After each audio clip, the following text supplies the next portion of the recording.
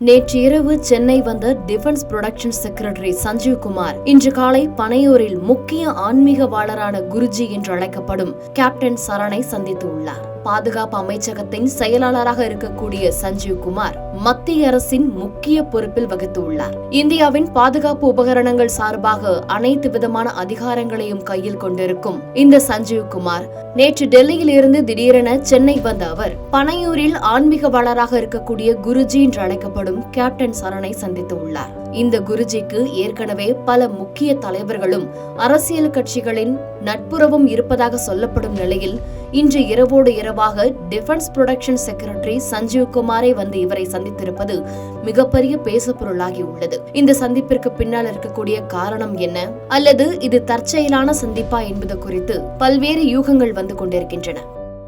செய்திகளை உடனுக்குடன் தெரிந்து கொள்ள கீழ்கண்ட கேபிள் மற்றும் டிடிஎச் நெட்வொர்க்குகளில் எம்நாடு செய்தி தொலைக்காட்சியை காணுங்கள். பாதகம் செய்பவரை கண்டால் நாம் பயம் கொள்ளலாகாது பாப்பா. மோதி மிதித்து விடு பாப்பா, அவர் முகத்தில் உமிழ்ந்து விடு பாப்பா. அண்மை செய்திகளை உடனுக்குடன் தெரிந்து கொள்ள இணைந்திருங்கள் எம்நாடு தொலைக்காட்சியுடன்.